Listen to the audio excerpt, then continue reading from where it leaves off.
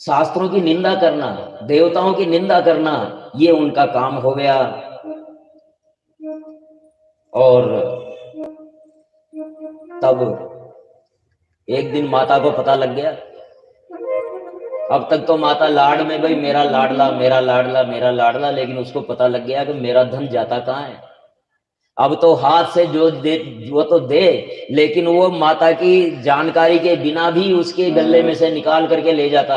माता पूछती मेरा पैसा कहाँ गया, तो मना कर देता। एक दिन पकड़ ही लिया माँ ने कि अरे तू ही ले जाता था मेरा पैसा, बेटा कहाँ जाता है क्या है। पता करने पर उसको पता लग गया कि ये जुआ खेलने लग गया। तो एक दिन समझा करके पास बिठा करके उसने कहा बेटा तू पिता के पास क्यों नहीं जाता।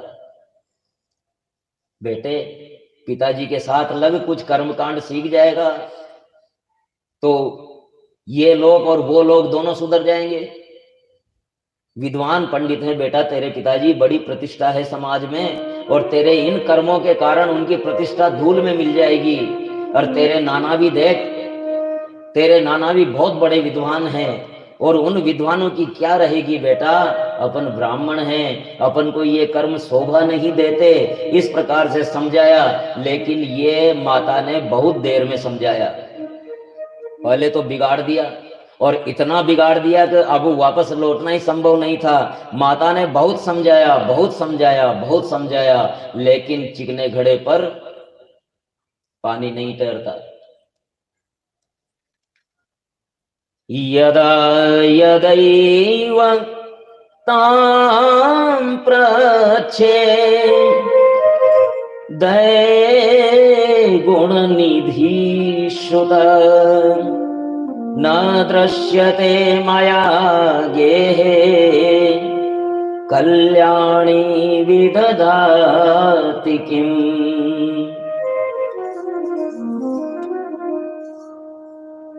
बेचारा ब्राह्मण अपनी पत्नी से पूछता कि अरे भद्रे, अपना गुणनिधि नहीं दिखता आजकल, कहाँ रहता है वो। तो वो कहती है कि नहीं नहीं, अपने दोस्त के यहाँ अध्ययन करने गया होगा, गुरुकुल से कुछ होमवर्क दिया है गृह कार्य, तो वो गृह कार्य दोनों दोस्त मिलकर के कहीं कर रहा होगा, यही कह के गया है भाई दोस्त के यहाँ जा रहा हूं। इस तरह से अपने पुत्र वात्सल्य के कारण पति से झूठ बोल रही है माता। और वो तो आजकल बहुत सुबह सुबह स्नान कर लेता है और देव पूजन भी करता है, संध्या वंदन भी करता है, झूठ बोल रही है। बेचारा ब्राह्मण, भाई ठीक है करता होगा, जब ये कह रही है तो पत्नी की बात नहीं माने, ये मजाल पति की, क्या करे, मानना पड़ता है। तो माता के पर्दे के कारण पिता को उसके आचार विचार का कोई पता नहीं लगा। उसके करतूतों पर माता पर्दा डाल देती और पति बेचारा अनभिज्ञ रहा।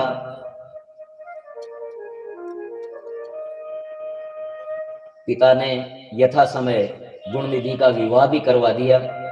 माता ने बहुत समझाया, बेटा तुम्हारे पिता बहुत क्रोधी हैं, अगर तुम्हारे इन आचार विचारों का उन्हें पता लगा तो तुम्हें भी मारेंगे, मुझे भी मारेंगे, घर से निकाल देंगे।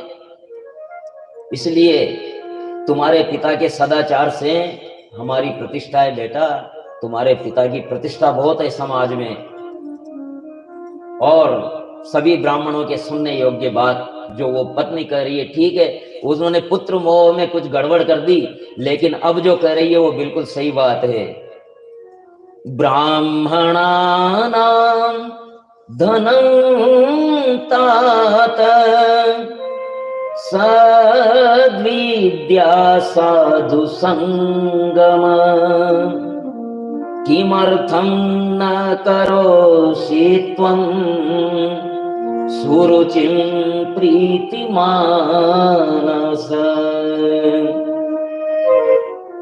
बेटा ब्राह्मणों का धन रुपया पैसा नहीं है, ब्राह्मणों का धन विद्या है, विद्या ब्राह्मण का धन है। विद्याहीन है, करोड़पति है, कोई मतलब नहीं, वो ब्राह्मण है ही नहीं।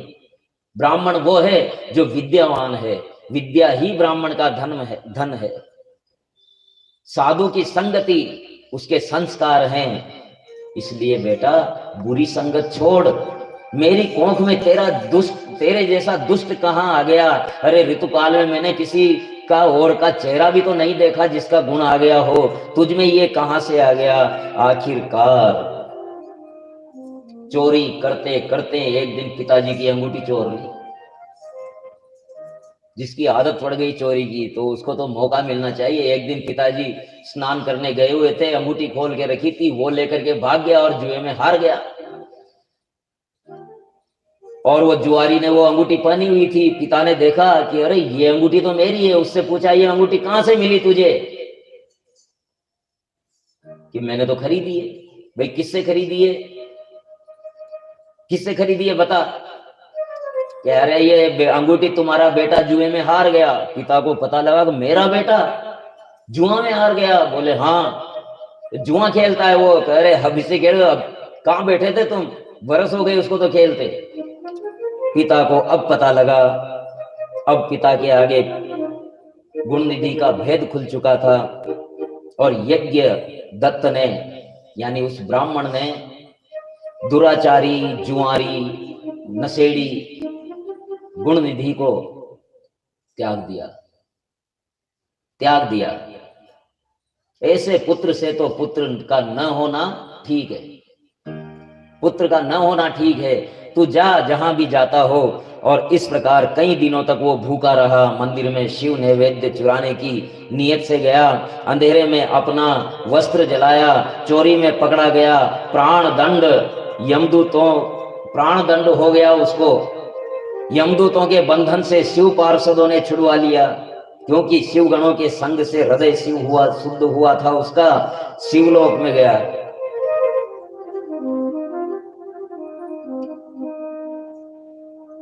मंदिर में गया वो, अंधेरे में अपना वस्त्र जलाया। वहां कुछ भाई खाने पीने का मिल जाएगा, भूखा था ना। तो मंदिर से चोरी के आरोप में पकड़ा गया।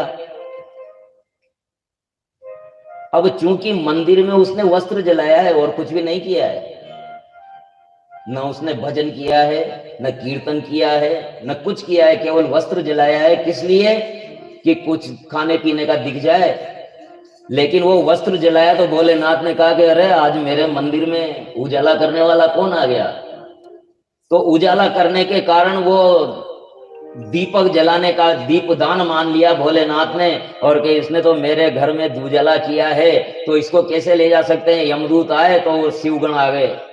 प्राण दंड देने वाले थे ना, उसको प्राण दंड दिया तो शिवगण आ गए। यमदूतों ने कहा कि अरे इसको तो हम ले जाएंगे, लेकिन शिवगणों ने छुड़ा लिया। किस लिए? कि इसने शिव के मंदिर में उजाला किया है। शिवलोक गया। अगले जन्म में कलिंग राज अरिंदम का पुत्र हुआ। राजपुत्र दम निरंतर शिव सेवा में रत रहा, क्योंकि उसको ये बात ध्यान थी कि पिछले जन्म में मैंने अपना वस्त्र जला करके उजाला किया था, तो भोलेनाथ ने अपना लोक दे दिया। और अगर मैं नियमित रूप से दीपदान करूंगा भोलेनाथ के मंदिर में तो फिर क्या होगा। तो उसने अपने पूरे राज्य में ये डिंडोरा पिटवा दिया कि प्रत्येक व्यक्ति शिव जी के मंदिर में दीपक जलाएगा। तो शैव धर्मों का प्रचारक बन गया।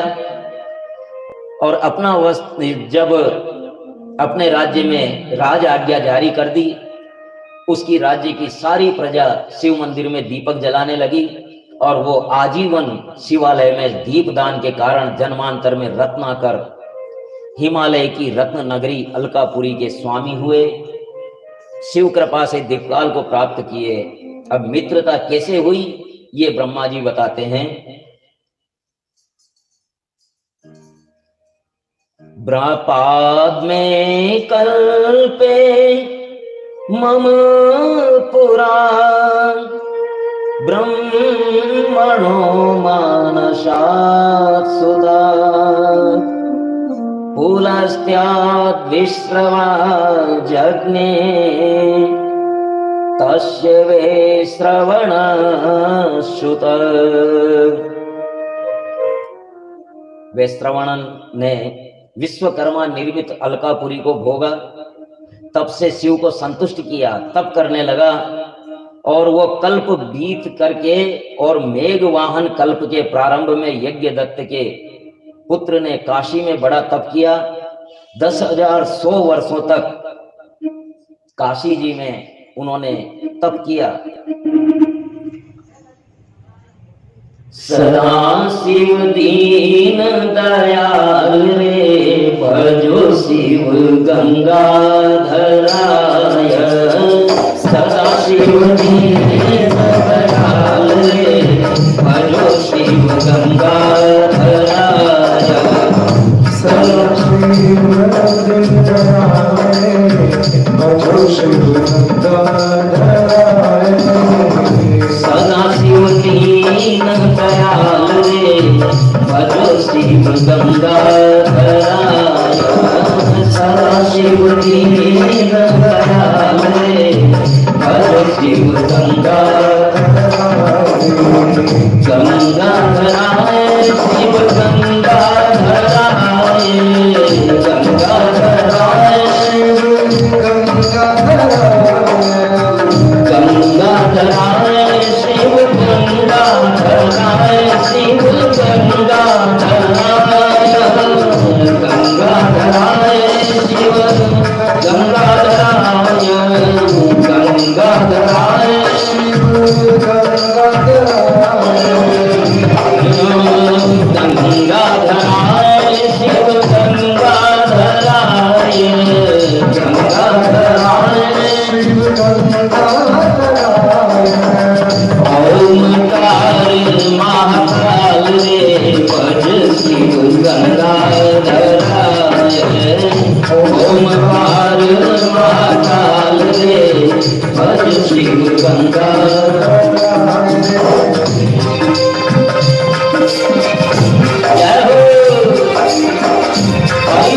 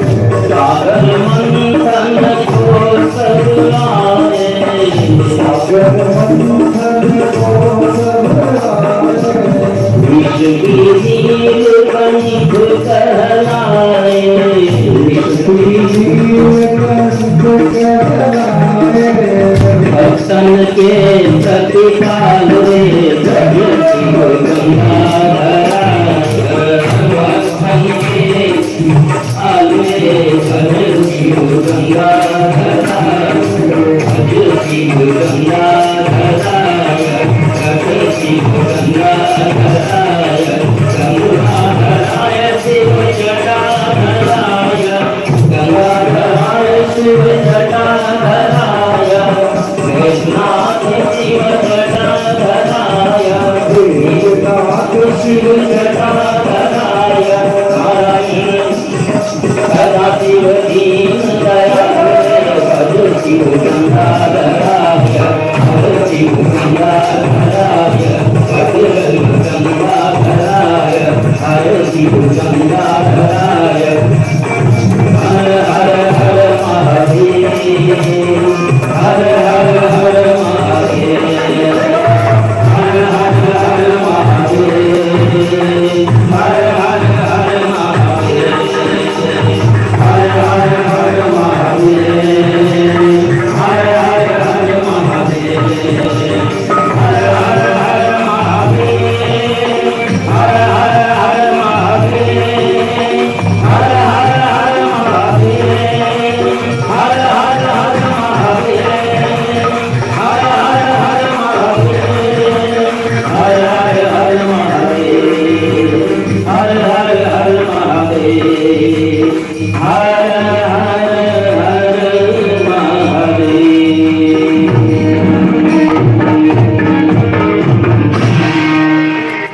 विश्वनाथ दरबार की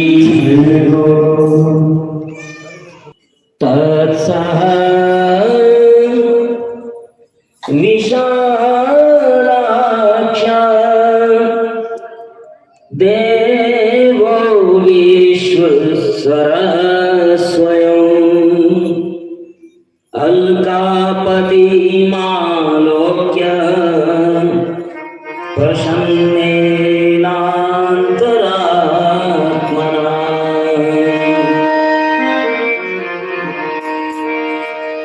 यज्ञदत्त के पुत्र गुणनिधि ने बड़ा तप किया 10,100 वर्षों तक, और तब अलकापति ने देवी देवता मुनिवर सब कुछ भोलेनाथ की सेवा कर रहे हैं, ऐसी झांकी उन्होंने भोलेनाथ की देखी। और भोलेनाथ को देख करके और वो स्तब्ध रह गया, उसको विश्वास नहीं हो पा रहा था कि उसका तप सफल हो गया है। भगवान शिव और पार्वती बार बार वर मांगने के लिए कह रहे थे, जो भी इच्छा हो मांग लो, किंतु यज्ञदत्त माता पार्वती की ओर देख रहा था। यह गुणनिधि यज्ञदत्त का कुमार, यज्ञदत्त का पुत्र गुणनिधि भोलेनाथ कह रहे हैं कि मांग मांग, तेरी इच्छा हो जो मांग, लेके लिए। जो यज्ञदत्त कुमार था वो माता पार्वती की तरफ देख रहा था। अब माता पार्वती की तरफ क्या करे बेचारा वो, क्योंकि माता पार्वती है सुंदरता की सीमा, सुंदरता मर्याद भवानी, उससे सुंदर कुछ हो ही नहीं सकता। पार्वती जी की सुंदरता वो है, सुंदरता की मर्यादा सीमा, उससे आगे कोई सुंदर हो ही नहीं सकता। तो गुणनिधि उनको देखता रहा, देखता रहा, देखता रहा, नेत्र चुंधिया गए, उनके तेज से नेत्र चुंधिया गए। बोले, उवाच देव देवेशं मनोरथ पदांगतिं निजांग्री दर्शने नाथ द्रक्षामर्थ्यं प्रयाच मे। हे प्रभु, आपका तेज इतना तेज है कि मेरी आंखें देख नहीं पा रही है। इसलिए मेरी आंखों को वो सामर्थ्य दो कि मैं आपके दर्शन कर पाऊं। दर्शन नहीं हो पा रहा है, आपके तेज मुझसे सहन नहीं हो पा रहा है। तो शिव संगी पार्वती को देख करके उसने विचार किया, ये सर्वांग सुंदरी ने कैसा तप किया होगा, क्या मुझसे विशेष तप किया है क्या इसने, पार्वती ने। वो ये सोचने लगे गुणनिधि कि मुझसे भी विशेष तप किया है क्या इसने। तो इस प्रकार का ये भाव आने से पार्वती जी ने देखा कि ये मुझे ही मुझे देख रहा है, मुझे ही मुझे देख रहा है। और पार्वती जी ने उनको एक आंख का कर दिया, एक आंख उसकी बंद कर दी, फोड़ दी। पार्वती ने शिव से पूछा, ये दुष्ट तपस्वी कौन है, ये मुझे ही मुझे देखे जा रहा है। शिव जी ने कहा, ये तुम्हारा पुत्र है। शिव वर देते हैं कि तुम निधियों के अधिपति, गुहियों के ईश्वर, यक्ष किन्नरों के राजा, पुण्य जनों के प्रति धनदायी और मेरे मित्र होंगे। ये भगवान भोलेनाथ ने उनको वर दिया। भले 3 दिन हो गए, 3 जन्म हो गए उनको, लेकिन कहानी शुरू तो वस्त्र जलाने से हुई थी। वस्त्र जलाने से शुरू हुई कहानी कहां तक पहुंची कि भगवान भोलेनाथ के अभिन्न मित्र बन गए कुबेर के रूप में। ये भोलेनाथ की माया। तो देव कोषाधिकारी कुबेर बन गए और भोलेनाथ के मित्र बन गए। फिर उमा से बोले, उमा ये तुम्हारा पुत्र है, इसे आशीर्वाद दो। यज्ञदत्त कुमार ने शिव पार्वती जी को प्रणाम किया और देवी कहने लगी, माता पार्वती, वत्सते निर्मला भक्ति भवे भवतु सर्वदा, भवे कपिंगो नेत्रेण वामेन स्फुटितेन। हे पुत्र, तेरी शिव में निर्मल भक्ति हो जाए, बाएं नेत्र से हीन मेरा रूप देख करके तुमने ईर्ष्या की, इससे तुम्हारा नाम कुबेर होगा। कुबेर, कुबेर का मतलब हो गया काणा। तुमने मुझे देख करके और गलत आचरण किया, मतलब बुद्धि गलत की, इसलिए तुम्हारा नाम कुबेर होगा। और कितनी अच्छी गाली है, जिसको ये प्रसंग ध्यान नहीं है उसको कुबेर कह दो, वो तो खुश हो जाएगा, अरे कुबेर, मैं कुबेर, अरे वाह। लेकिन कुबेर का मतलब, तो इस प्रकार वो कुबेर बने और शिव जी पर्वत श्रेष्ठ कैलाश पर निवास करने लगे।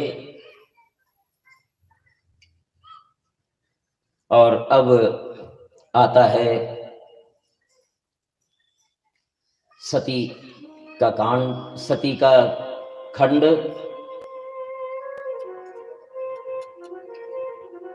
और विधे सर्वं विजानासि कृपया शंकरस्य च, त्वयाद्भुता हि कथिता कथा में शिवयो शुभा। भगवान शिव की दिव्य कथाओं से मैं तृप्त नहीं होता, नारद जी कह रहे हैं ब्रह्मा जी से।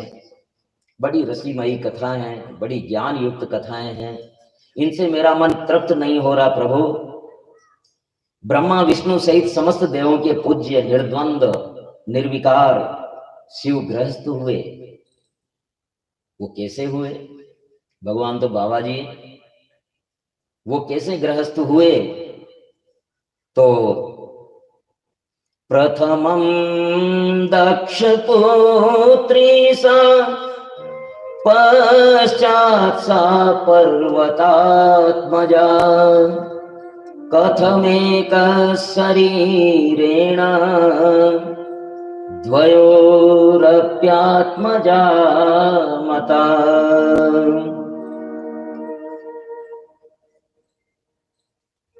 पहले सती से उनका विवाह होता है, फिर पर्वत पुत्री पार्वती से होता है। हे प्रभु, शिव जी की दिव्य कथाओं को मुझे कहो। ब्रह्मा जी कहने लगे कि बड़ी गूढ़ कथाएं हैं नारद, सुनो, ध्यान से सुनो। ध्यान से सुनोगे तो समझ में आएगा, ध्यान इधर उधर हुआ तो कोई बात फिसल जाएगी तो पूरी बात समझ में नहीं आएगी, इसलिए ध्यान से सुनो।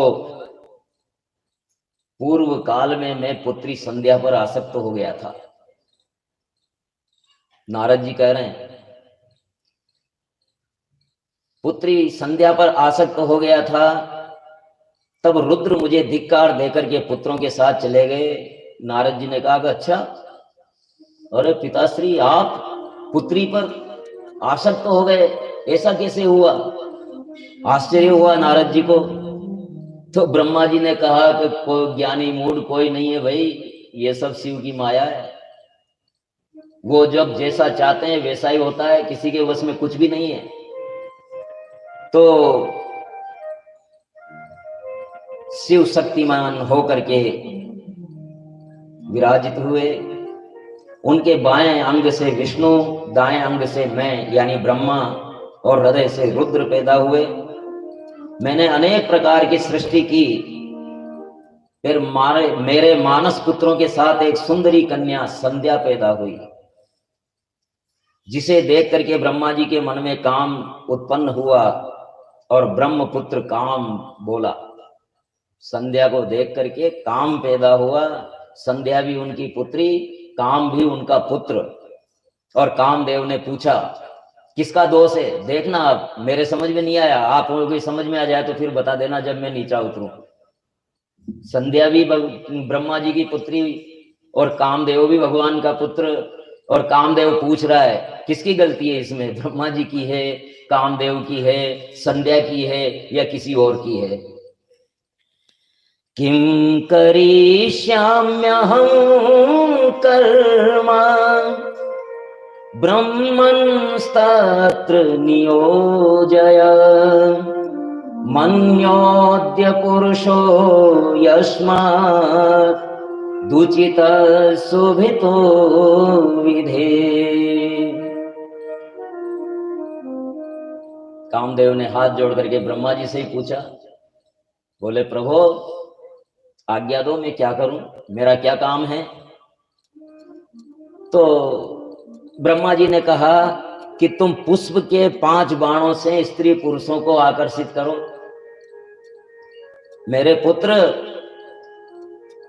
तुम्हारा नामकरण करेंगे। मरीचि आदि ब्रह्मपुत्रों ने मनमत, काम, मदन, कंदर्प आदि नाम रखे। दक्ष पुत्री रति से, दक्ष की अपनी पुत्री थी रति, उससे कामदेव का विवाह करवा दिया।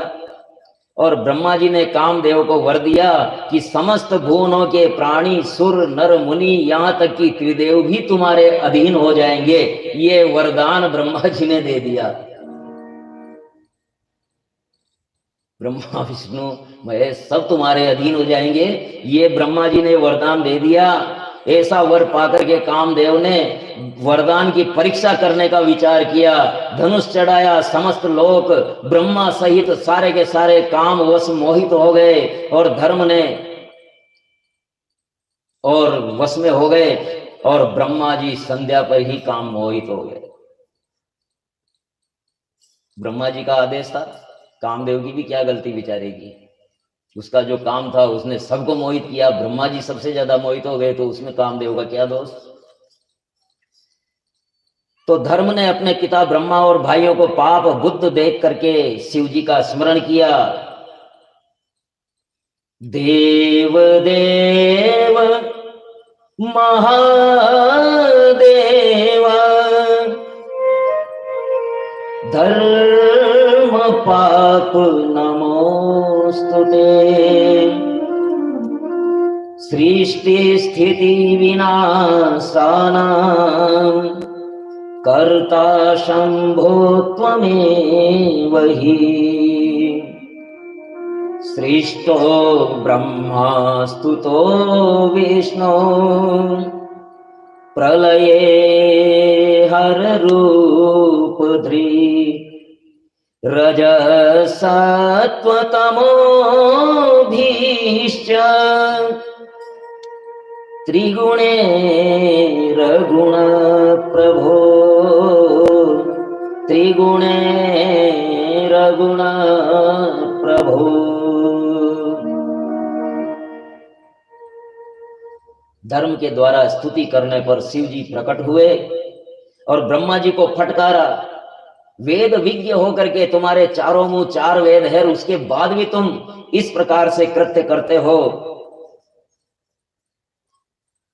आपके चार मुख वेद हैं, फिर भी कैसे भुला दिया। अनेक प्रकार से ब्रह्मा और ब्रह्मपुत्रों को फटकारा। पसीने की कुछ बूंदें गिरी, उससे अग्नि स्वाता पितृ उत्पन्न हुए। दक्ष शरीर से गिरे, पसीने से कन्या हुई जो रति हुई। और शिव जी के जाने के बाद काम को ब्रह्मा ने शिव नेत्र ज्योति से भस्म होने का शाप दे दिया। तूने मुझे ही मोहित कर दिया, मेरा ही बेटा और मुझे मोहित कर दिया, जा तू शिव नेत्र ज्योति से भस्म होगा। ब्रह्मं विधे महाभाग विष्णु शिष्य महामते। अद्भुता कथिता लीला त्वया च शशिमौलिना।